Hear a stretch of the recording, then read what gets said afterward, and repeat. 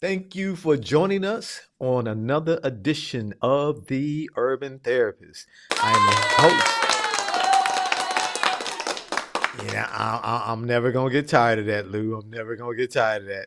I am your host, Eddie Jean Hall Jr., and joining me today, as always, is my good friend and the co host of The Urban Therapist, Mr. Lewis Rhodes. How you doing today, Lou? Delayed is how I'm doing. There we go. Okay.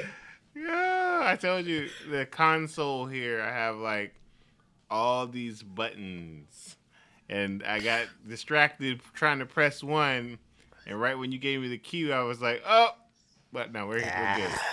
We good. Don't worry about. Listen, I'm having a problem, man.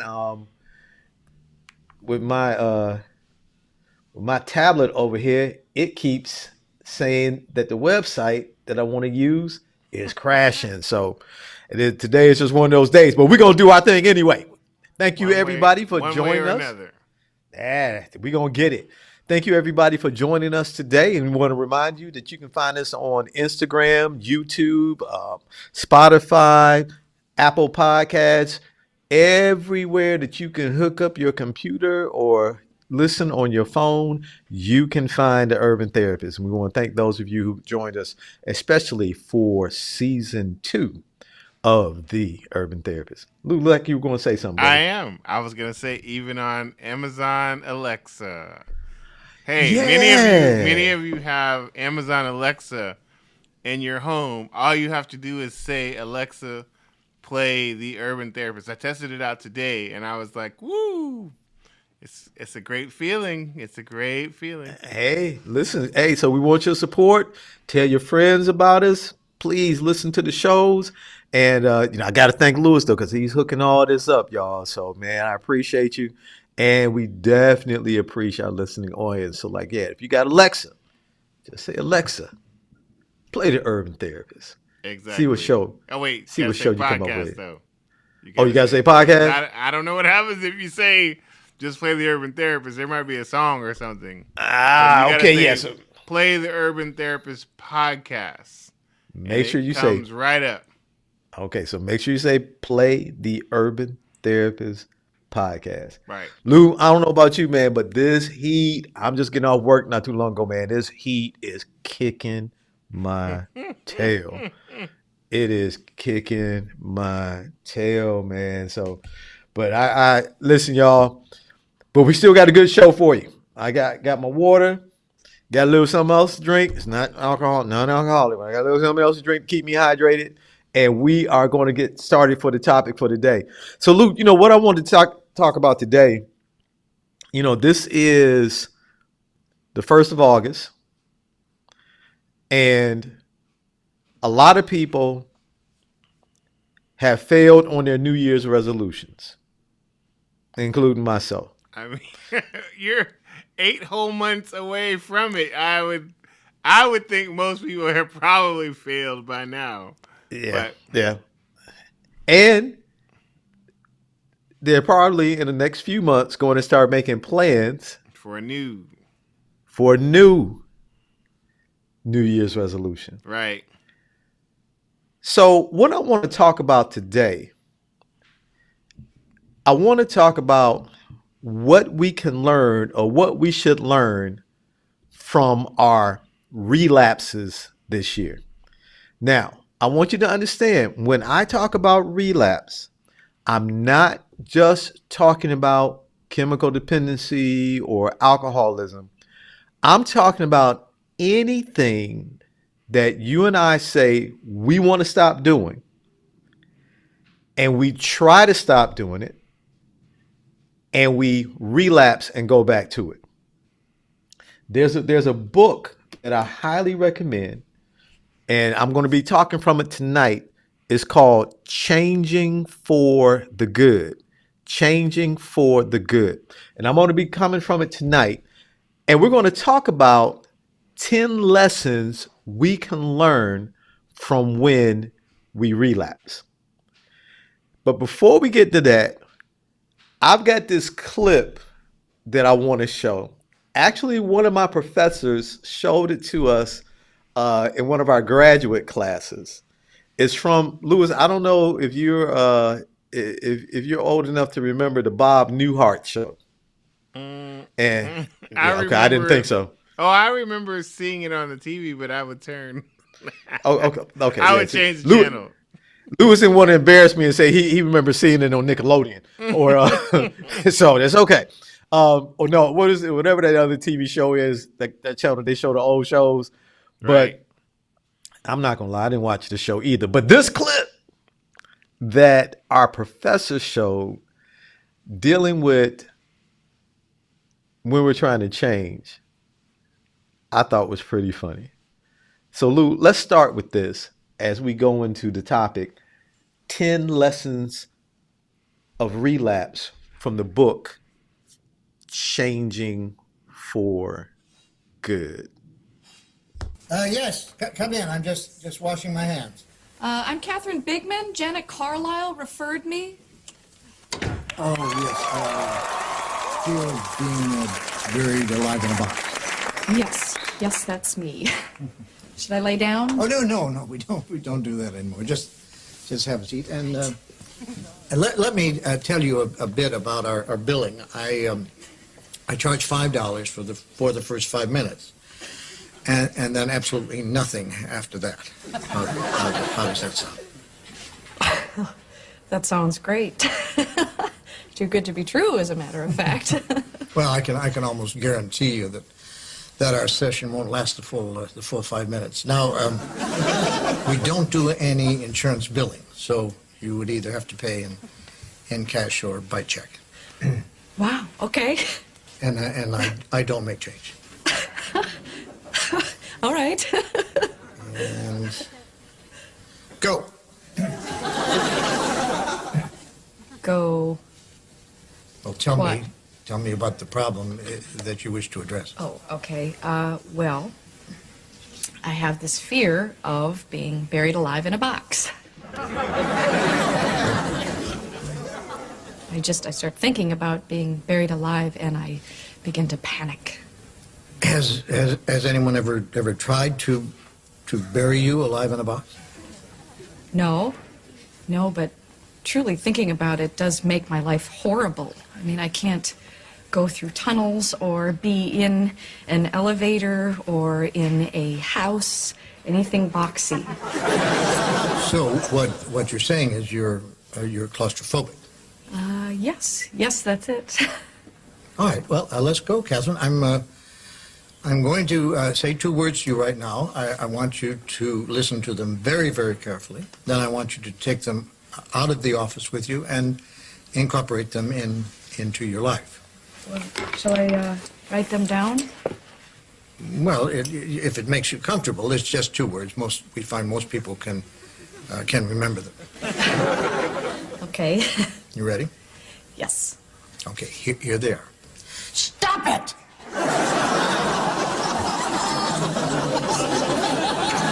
I'm sorry? Stop it! Stop it? Yes, S-T-O-P, new word, I-T. So, what are you saying? You know, it's funny. I say 2 simple words, and I cannot tell you the amount of people who say exactly the same thing you're saying. I mean, this is not Yiddish, Catherine. This is English. Stop it. So, I should just stop it. There you go.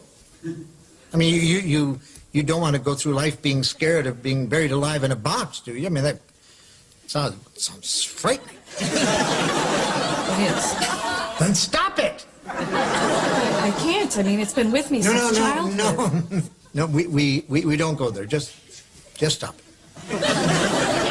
So, I should just stop being afraid of being buried alive in a box. You got it. Good go. Well, it's only been 3 minutes, so that will be $3. Actually, I only have a 5, so...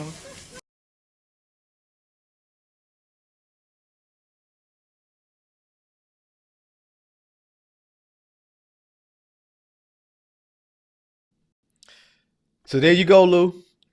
We can solve everything right there with any habit that we need to change. Just stop it. Right. Just, Right. just stop it. Hey, sometimes that's the intestinal fortitude you have to have, right? That Yeah, conviction, that that conviction. that enthusiasm, that energy, that zeal. So I want to talk about 10 things. Those of us who have had that enthusiasm, that zeal, and everything else we should have had when we stopped it and we went back. Now, Lewis is absolutely right. You got to make up your mind. We have to make up our mind if we want to change. But the problem is when we start on that journey of changing or stopping, whatever it is in my life, I'm trying to stop, I want to change. And I relapse, we don't take the time to figure out what led to my relapse. So, what we're going to do tonight, we're going to talk about that. We're going to hit 10 quick points on what you and I can learn, whatever it is you're trying to overcome, whether it's overeating, whether it's smoking, whether it's having a low self image, whether it's gossiping, whatever it is that you promised yourself at the beginning of the year that you were going to stop, and you were doing it, you were doing great for a little bit, and then you found yourself falling back. And then when you look at your life, you say, I keep going back. We're going to talk about 10 lessons we need to learn from relapse from the book Changing for Good. You know, when I was doing groups back at a behavioral health hospital, one of the things I would say, I would ask the question, what can you learn from your most recent relapse? And people would look at me like, what? Trust me, this is how we move forward. So now, Lou, I'm having a problem with my tablet, so I can't pull up the presentation over here. So I'm gonna have to do it directly from the screen. Okay, so Okay. just go ahead and flow with me, and we'll go. All So here right. we go. Lesson number one: you got to remember, few people who are trying to change terminate, end it all the first time around. Okay. So it's rare that you overcome a problem on your first attempt. Now, I'm not saying that for you to say, oh, I'm going to slide in, or if I don't make it, it's okay, because they said on the Urban Therapist, few people make it the first time around. Now, notice the word is rare. It didn't say it can't happen. Right. But the thing is, it's rare that you overcome a problem on your first attempt. So, like what Lewis was saying, with the fortitude, the determination, all the energy and emotions up front, if it doesn't happen, or if you find yourself relapse, don't don't trip. Clinical research indicates that only 20% of the population permanently conquers long-standing problems on the first try. That's So higher than that's I two thought. out of 10. That's higher than I thought. Yeah, yeah, I would have yeah. guessed 10%. Yeah, see, so 2 out of 10. So the thing is, we can't compare ourselves to other people. That's why you and I have to learn for ourselves with whatever it is that I'm trying to overcome. What can I learn from how I relapse? So the first thing is this: remember, few changes terminate the first time around. It's rare on your first attempt that you get over it. It's okay. You're going to keep trying. Number two, trial and error is inefficient. You just can't keep trying, and then we keep trying. Then okay, I mess up. Well, let me try something else. Oh, let me. We have to study and learn and talk to people and research things and get ideas that have worked for other people. In other words, just saying I'm gonna do it. This is how I'm gonna do it. Oh man, well that didn't work. I'm gonna try this. Well, before you try something else, read up on it or get somebody who has been down the path you've been down Sure. and ask them for help. Right. So, number two, don't just depend on trial and error. You want to say something, Lou? Now, just that, obviously you probably had experiences during your attempt that maybe, I'll just give an example if it was dieting or something, but there were segments of it that probably work. So go back Right. and look at the parts of it that did work, even though ultimately you may have crashed or didn't get what you wanted out of it. There were probably moments of success. So instead of, like you said, just trying something completely new, go back to the things that you saw that, okay, if I could build on those, the wins that happened, or the places, the times where I was feeling successful, and then maybe I just derailed, go there. And that's important, folks. And this is why we're going through these 10 steps, because, or 10 things to learn, because we don't take the time to really look at ourselves, like Lewis was saying, and then pick those things that, did work and were working. I like the quotation from the book. It says, rely on guided learning rather than trial and error. So again, like what Lewis said, write down, go back, look at, hey, how did I resist eating that cookie that day? What frame of mind was I in that day that kept me from doing it? I'm about to But then relapse on that also, cookie. oh Lord, I was figuring, man, if I said that raspberry lemon cake, I that'd have mean, been a different ball right, game. You right. would I have, mean, you know. I haven't introduced you to this cookie spot over here. I got you. Don't worry. Okay. All right. See that ain't right. I'm doing. Listen, man, stick to the show. I got you. Okay. So one of the things I know, I can't talk about this talking to Lewis talking about cookies, because now I'm gonna go get one. Okay. So number 2, trial and Yep. error is insufficient. Number 3, and this is important, change costs more than you budgeted. I love that. Right. Change costs more than you budgeted.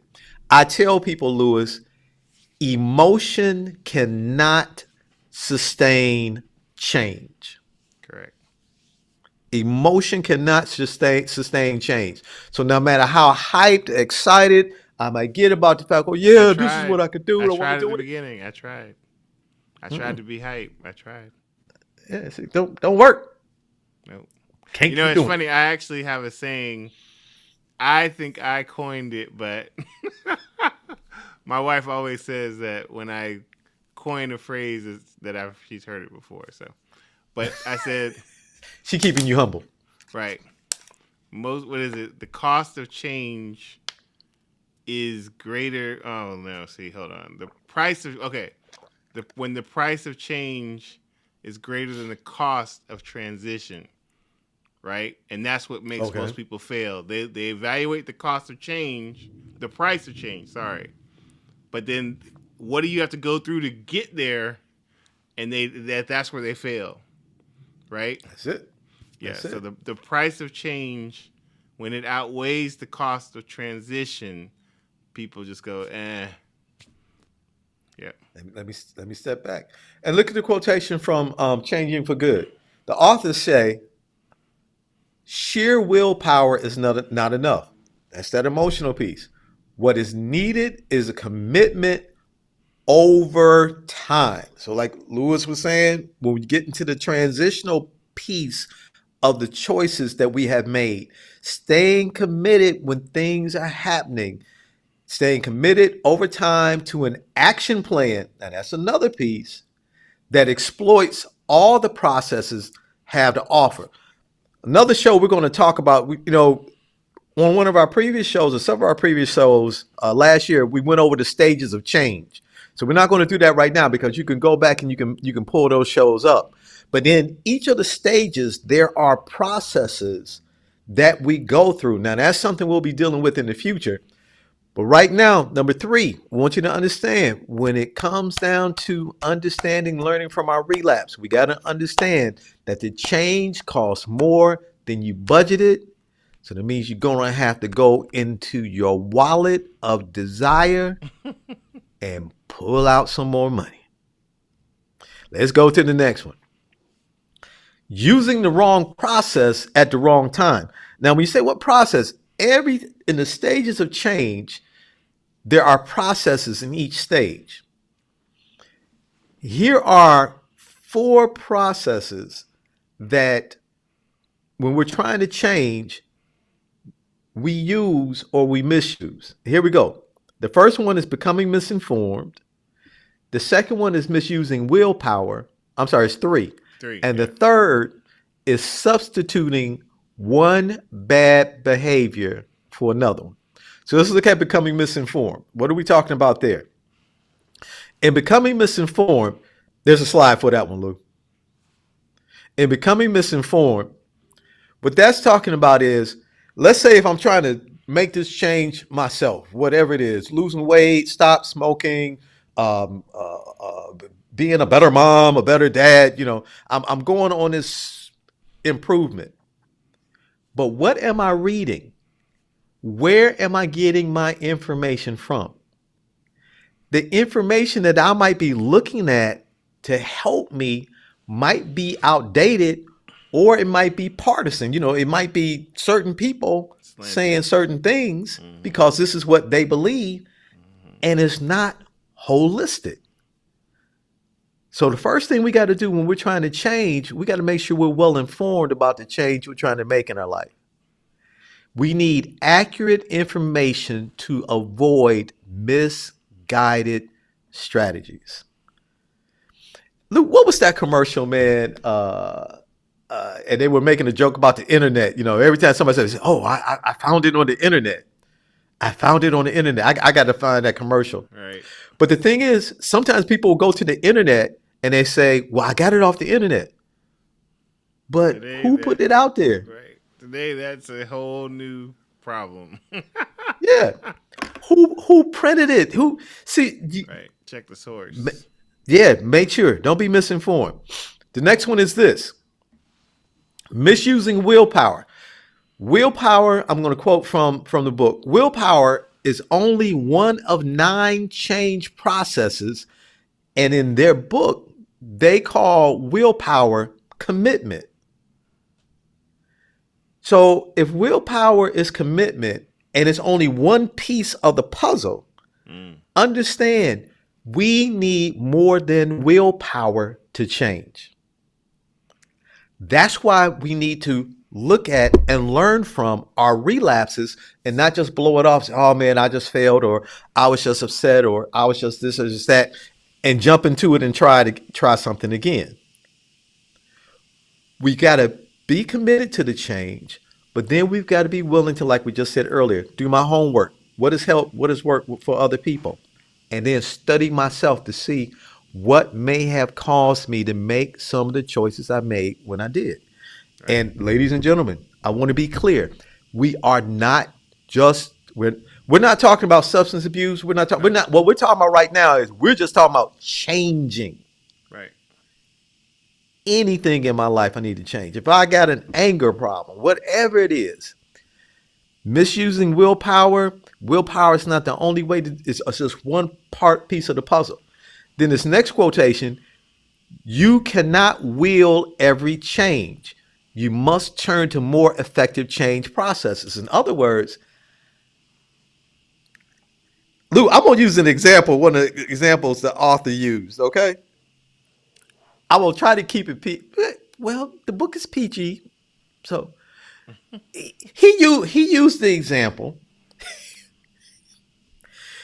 He said if he said he had a client who was in the midst of intercourse and he couldn't get an erection.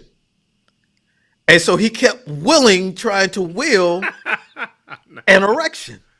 Oh, and the stress of wanting to have an erection wasn't helping them because it was just making the rest of his body tense up. And so he wouldn't relax so the blood could flow because he's trying to make himself have an erection. And that's the same thing. That we're willing like that, all you're doing is adding more pressure and anxiety to the situation. And again, pressure to perform. And I'm not don't just mean it in that sense, but with any of our changes, if it's losing weight, you took it all the way there. If it's to be a more effective student, whatever the thing is, pressure to perform can crash the vessel or sink the ship just without even the other things failing because you put so much on yourself that you can't function, you can't process. Right. And see, and that will, I can have a desire to do something. I can be committed, but again, I need more. I need to find out the reasons why, what I need to do. And that's what this example, all that pressure he put on himself caused every other part of his body to tighten up. And like you said, Lou, when I put all that pressure on myself in certain areas, I mess up other areas of my life. Sure. They get tight, and the one area that I'm really trying to focus, I want to change, I can't because I've drained all my resources. Yeah. I think I did pretty good with that, man. Oh yeah, you I, handled it. I did. Did I keep it? And I will just say to our audience that remember he is simply quoting from the book. So if you're interested in what he was just talking about, maybe again you want to give the book another plug, Yep. Changing for the good. right? So, Now it's not a sex manual, y'all, but what it Right. is, it's about changing but everything apparently else. you're gonna learn in that book that willing an erection does not always make one. You don't have a bump that because that was like just on point, man. All right, substituting one bad behavior for another. By mistreating themselves, people frequently wind up substituting one problem for another. Look, I'm gonna give you a prime example. Some of This is us from the may book? stop. Nah, this is from personal life. Oh, okay, okay. It's like, I'm trust me, it's gonna be. Some of us, when we decided that we were going to stop eating meat, okay, we may have stopped eating meat. And I'm not saying, folks, don't get me wrong. I'm not saying eating meat is bad. This was, a choice that, I made years ago. I wanted to, at that time, what was called be a vegetarian. But in the process of doing that, the substitutions that I made were not healthy all the time. Right. And I wound up substituting one bad behavior for another in the way that I was eating. And what we'll do is when we decide that we're going to stop doing something, then there's a gap in our lives. Often what we'll do is we'll fill that gap Yep. with something else, Sure. but it's not leading me to change. It's just leading me. Smokers often do this. Go ahead. Mm-hmm. Well, like they change smoking to eating, and usually, Classic example. yeah, gain weight because they were trying to. Every time I feel the urge to smoke, I'm gonna replace it with something, but that is probably not the best behavior. So, Right. And just like in relationships, I've seen people jump from relationship to relationship because they have a habit of being in a poor relationship. And so when they start feeling lonely, instead of working through that, they jump in another relationship. And then they replace that relationship for the relationship that was bad, and that person was worse than the person they were with before. And then it just becomes a cycle. So yeah. we got to be careful. We got to understand that this is a problem. In our relapse, in studying your relapse, have you been substituting one bad behavior for another? Okay, let's keep going. Be prepared for complications. Number 5, we're halfway through. Be prepared for complications. Change seldom involves only one problem at a time. Problems often coexist. Changing one can trigger another one. So, folks, listen. In trying to change our lives and change things in our lives, be prepared for complications. It's not going to be smooth. Don't think because, now I've decided to do it and the angelic choir is singing and then, I've got all, everything is just going to go right. No. Be prepared for complications. If we do that, it's going to help us make it through. Let's go to the next one. The path to change is rarely a straight one. Now, I used to think there's certain things I decided I was going to change in my life. I used to think, I was just going to go because, I've made this decision now. I heard the Rocky theme behind me, and I'm, Normal development means that we are not going in circles, but rather progressing up the spiral staircase of change. So this is part of learning from our relapses. Because even if I relapse, if I learn from it, then I know what to avoid the next time around I'm faced with that situation. Mm-hmm. So again, if I prepare for complications, and if I remember this is not going to be a straight shot, this takes pressure off of me and helps me to start learning myself. Let's go to number 7. Oh, I'm sorry. I got a couple of examples. Here was a good example. Mm-hmm. In the United States, now this is a direct quotation from the book. In the United States, many young people leave home permanently and return an average of 3 times before they are truly ready to live on their own. And those of you who might be listening on the podcast, this is somebody's mama saying, you coming home again? Right, right. But, this is the truth, and this is a reality. Yep. This is a reality. So, again, understand that, but every time we help our children, we strengthen them to get ready to make that next move to be permanent. So because you had to step back doesn't mean you won't step out if when you step back, you learn from why did you have to step back. Definitely. Let's keep rolling. Number 7. This one is extremely important. A lapse is not a relapse. A lapse is not a relapse. In changing your problem behavior, you are likely to slip at times and lapse into old ways. A lapse does not mean you have failed or that a complete relapse is inevitable. You may still win the battle the next time around.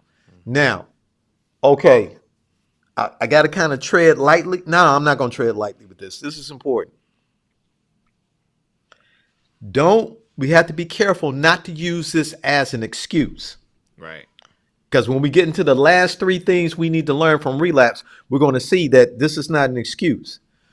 What this statement is to reinforce in our minds not to give up. Right. In changing your problem behavior, you are likely at times, and listen to what it says, slip at times and lapse into old ways.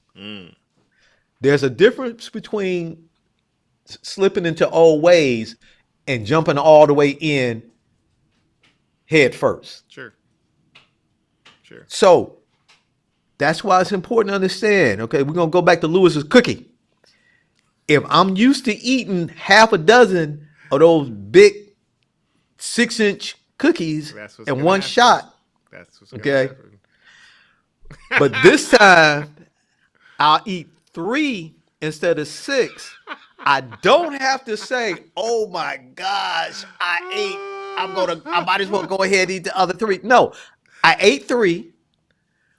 There was a reason why I ate the 3, and I'm blaming it on Lewis because there's a reason why I ate the 3. Right. But it doesn't mean that I failed. Right. You see what I'm saying? Making peace with your lapse, but saying, you know what, I can still dust myself off and move back onto the course that I was still attempting to move for.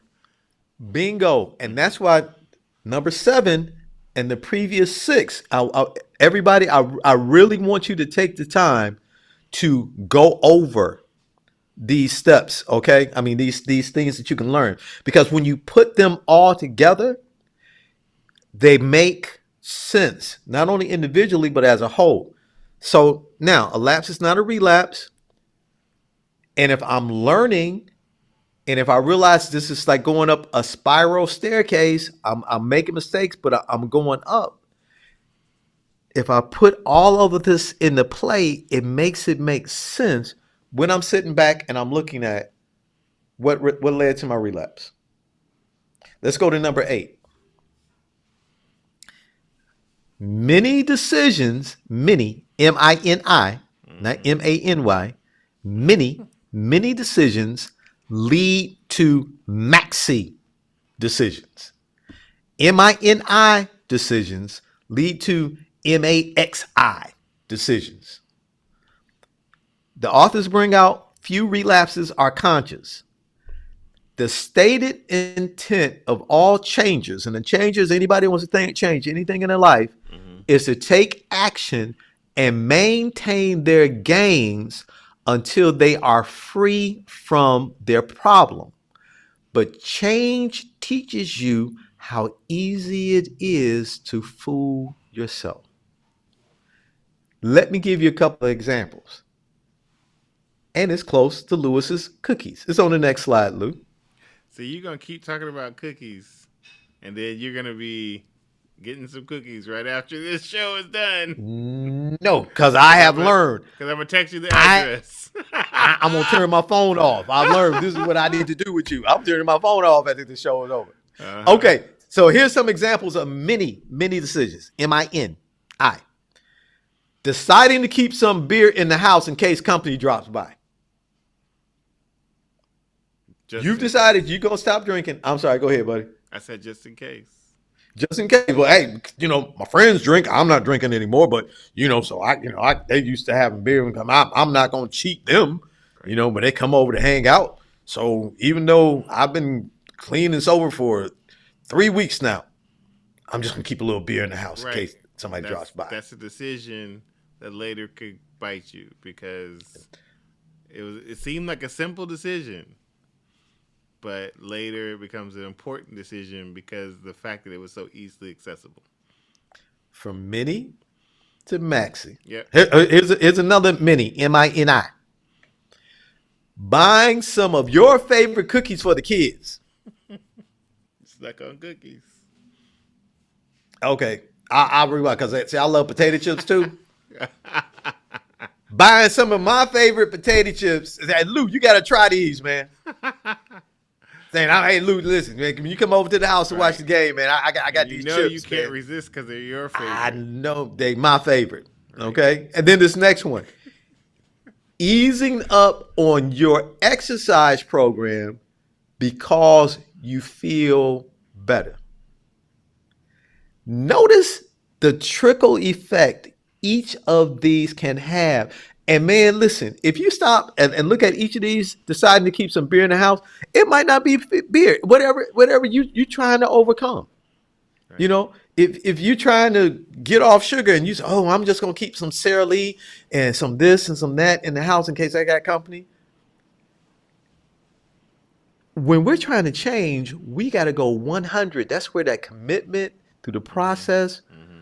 I've got to do whatever I've got to do for me. And so these little decisions, these little things that I think aren't big, can lead to and have led to relapse in our lives. Right.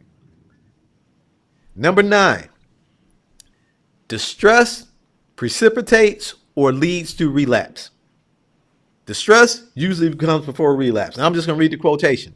Researchers consistently find that distress, including anger, anxiety, depression, loneliness, and other emotional problems, are involved in 60 to 70%. That's 7 out of 10 of relapses in alcohol, drugs, smoking, and eating problems. 7 out of 10. Research says up to 7 out of 10 relapses are caused by anger, anxiety, depression, loneliness, and other emotional problems. Right. So just think if you made a commitment that you ain't gonna date that type of person anymore, but because you got angry, or because you were feeling anxious, or because you were feeling depressed or lonely, you wind up going out, going to the same places you were going before, meeting the same type of people you were meeting before, and then winding up in the same type of relationship. So that's why I said this is not just about alcohol and drugs. We've got to check ourselves. Ooh man, wait till we do the show on dating and marriage. So distress precipitates relapse. We got to check our emotions. We got to see what feelings, how was I feeling before that happened? And number 10. Oh, well, I'm sorry, before we get to number 10, social pressure is the other major cause of relapse. So we got distress, then we got social pressure. Here's something to bake your noodle. If your social network contains mainly people who share your problem, you are likely to experience intense pressures against Mm. changing. Going against the grain. Hmm. If the people you hang out like to eat and you're trying to change the way you eat, if the people you hang out with smoke and you trying to stop smoking, the people you hang out with get high, you trying to stop getting high, the people you hang out with, they slipping and sliding and running and hiding, and you saying, I'm not gonna do that anymore, man. Like I'm going home tonight, or you telling your girl, no, pressure is gonna come on because people want us to be like them. Mm. Because people become uncomfortable when we start to change. Because we may Good become a word mirror right to there. them Mm. of what they should be doing. That was So, quotable. You should have said that again. People become uncomfortable when you start to mhm. change. I'm thinking right now, and that's the definition of, in the streets is hater, right? Hater, there you go.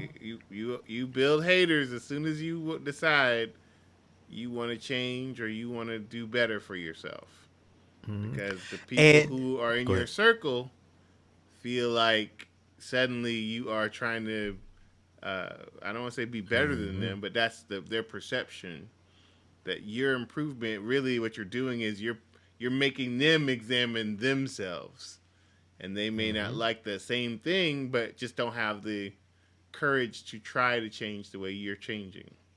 Right.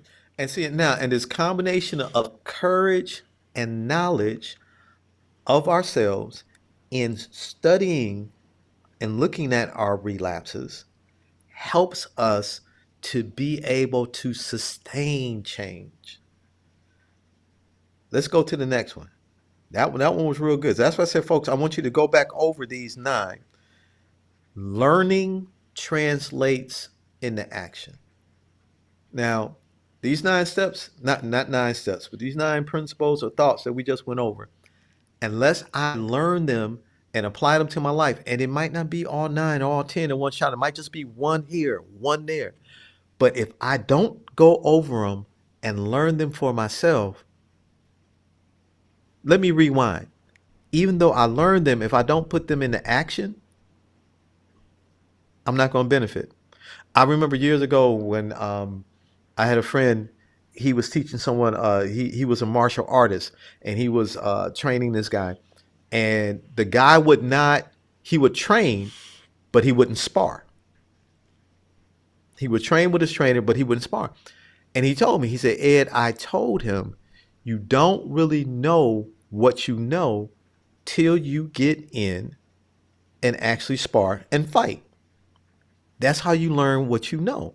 Because then you have to step back and you have to look at what did I do? What didn't I do? What should I have done? How come I got hit? What do I need to practice now? The strength of relapsers, this is another quotation from Changing for the Good. The strength of relapsers is that they usually are willing to risk taking action again in the near future. So if you relapse, don't figure out what happened, but then do something on what you learned about what happened. Mm. Doing that will give you strength and courage. If I find out that if I stay up past 11 p.m., I'm going to be more tempted to go in the kitchen and eat something that I know I shouldn't eat, then once I learn that, I can't just sit there with doing that. Then that means I got to start planning and make a way to go to bed at 10 o'clock. You understand what I'm saying? Mm-hmm. But if I don't identify that it's going to bed after 11 that's causing me to do certain things, or once I do identify that, if I don't take action on doing something different, it doesn't do me any good. So these 10 steps, these 10 things that we should learn from our relapses. So folks, here's what I want you to do. I want you to first, if you can get the book from Amazon, okay? Changing for Good, because you're going to hear me coming from this again, all right? Go over these 10 steps again, these 10 principles about learning from our relapse. Then I want you to take something that you've been failing in this year, a promise that you made to yourself that you were going to overcome or that you've been working on. And I want you to take these 10 things and put them in that issue that you've been relapsing in and see how it works. I promise you this works if you do it. It'll give you a better understanding of what you need to do to change. Remember, we've got to learn from our relapses. We just can't ignore them. Does it happen? Boo hoo, cry, be upset, be down on ourselves, and all that stuff. I just go deeper in. Learn. Couple more slides, Lou. Then I gotta let you go, man. So here's a couple of questions I want you to ask yourself. Have you identified the major causes of your previous relapse? Whatever that relapse might have been, have you identified the major causes of your previous relapse? Number two, have you prepared yourself for the possibility of complications and for more than one change at a time? Have you prepared yourself for the possibility of complications and for more than one change at a time? And then number three, do you have specific action-oriented processes to counter the situations and emotions that induced your relapse? These are three principal questions we need to ask ourselves. And if we take this along with the other 10 things we just talked about today, and we study our relapses, we can learn from them and overcome and be happier and healthier. And I'm talking about mentally, emotionally, and spiritually. So, folks, that's it for today. 10 lessons of relapse. So remember, don't just kick your relapse to the curb or write it off. Relapse. Find out. Study it. Follow these 10 principles. And ask yourself those three questions. And grow from it. Lou, that's all I got for today, man. Well, you know what it's time for then. Oh, yeah, because listen, trust me. Today, I wanted to say, people just crazy today. I don't know, we don't use that word, but All right. they were. What you got, Well, man? today I have a short clip, but Okay. I know how much you love because Oh, off boy. show, you guys, Eddie and I are constantly talking about AI, and he's concerned about computers taking over the world, right? Skynet, Skynet. all that stuff. See, I knew it. So I've been trying to teach him as a technologist that you shouldn't fear AI, but I saw a clip that I said, "Oh, he's gonna eat this Uh-huh. up." So here Okay. we go. I don't fear AI. I feel Terminator. Okay, One, well, two, and three. here we go. Okay. She's the hottest influencer on social media with guys around the world sending her marriage proposals.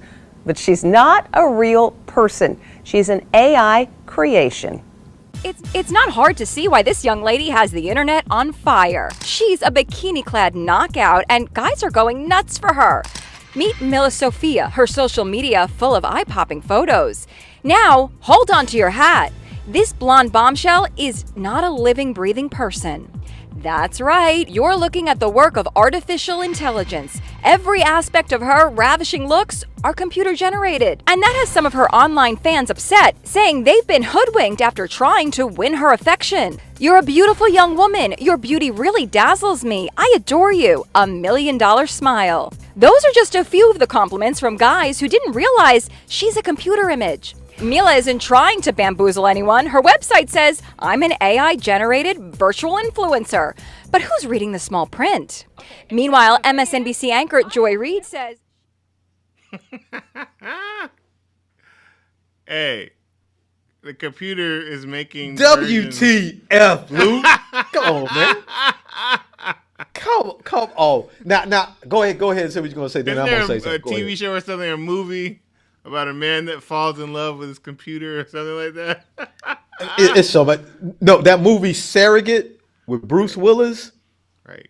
Now that, if you haven't seen it, that's close to this, Right. because they had surrogates that they would live through, and they would have their old bodies, that's but the then they next lived through phase that. of this, because this is just AI is just creating an image, and people are thinking that the images are real because that's what's happening now. Is we're having a hard time determining what's real and what's not. Right? That's the power of, it's called generative AI that can create based on all of the information that it has. It's like, okay, girls like this get a lot of attention on the internet, so let me create a girl that resembles all the other girls that get a lot of attention.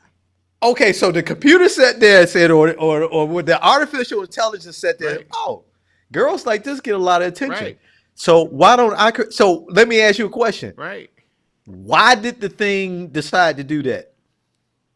Well, I mean, obviously, it's programmed told it to do it. I mean, Oh, really? right? It's It programmed didn't to do just it? sit there and decide to do it. It's Oh, a really? computer can It did only just do decide it? what its programming tells it to do. That's not what happened in the Terminator series.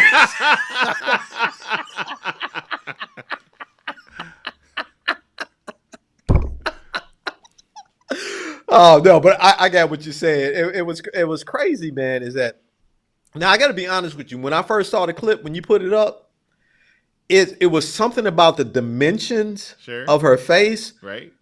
To me, I was like, okay, that's not real, you know. But I could see how, if you're looking at it, you know, people think that. I mean, all these dudes thought, That willpower. and they out there were looking. They were like, I They were trying to will it. I gotta believe it's real. Man, they were trying to will it. But this also goes to show now, okay, on a serious tip, Right. and you're the technology guru here. This is how dangerous this is.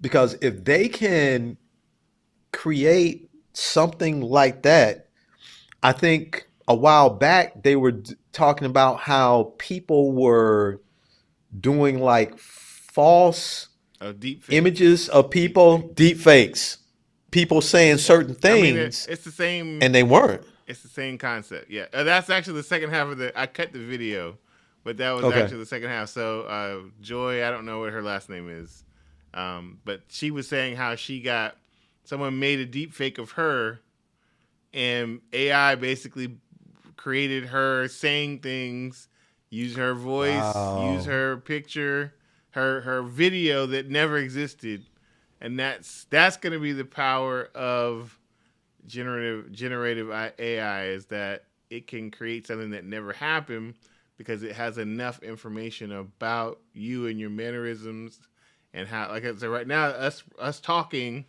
it sees how whatever poses you do commonly, how your mouth movements, it Did you just say records. it sees? Yes, Okay. that's Yeah. See, it sees. yeah. Okay, well, So you got somebody programming this thing and this thing. So I'm using the word it sees because that's the way that the interface reacts to whatever we're doing.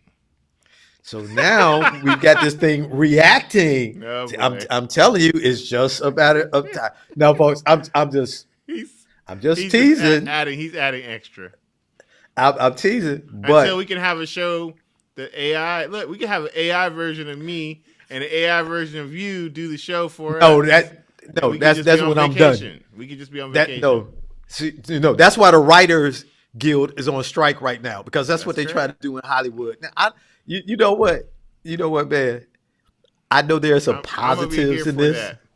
Because if What? one day, I can say, computer, go to work for me. I'm not going in today, and the computer can go in there and it can do all the things that I would do because it knows it can predict my behaviors. It can like that's the whole idea.